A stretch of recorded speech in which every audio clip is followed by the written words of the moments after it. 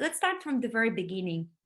If I'm a new, not a new, but also like HR leader in my organization, new already been in my organization, Yeah. and I wanna design the salary framework, everything regarding review of salary frameworks, building them. Where should I start, and what should I keep in mind specifically for this part?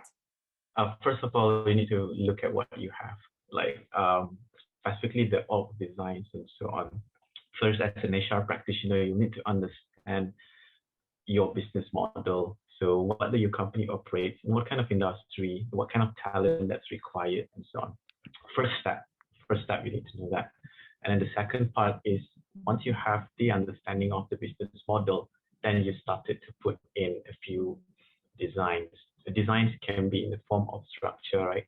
Whether you want to operate something very flat, whether you want to operate something that has a lot of hierarchy, no, whether you want or rather whether you need to operate something of a hierarchy, or there are also certain areas or certain functions that will require a competency-based grading. Like for example, these guys are very scarce in the market.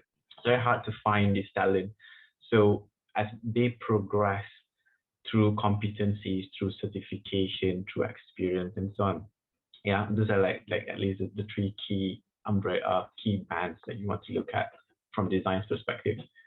And then depending on which band you fall into, you will then decide on compensation design.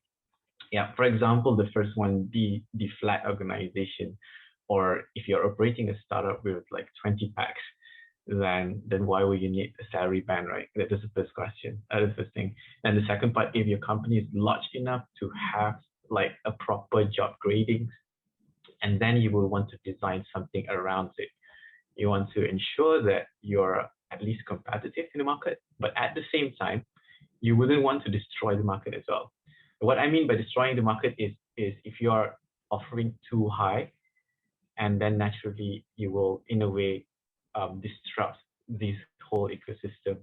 The second part is you're offering too low, then you end up not having any talent in, right? Yeah. And then the third one is the most trickiest one, I would say, that especially on some of the specialist roles. I'll give you an example of a specialist role. Let's say few years ago, there was a shortage of programmers when we first started, when the whole, at least in Malaysia, when the whole tech bubble started coming in, programmers were very scarce, and we had to end up buying talent from overseas. And that part, at that point, I think it became very expensive. Right. So then it became like you need to have a certain level of certification for a certain module or certain language, programming language, to be able to progress in the organization. So now the third one, the salary can vary, the compensation can vary depending on which level of competencies and which level of certifications that this person has. Yeah. So that's a three main umbrella.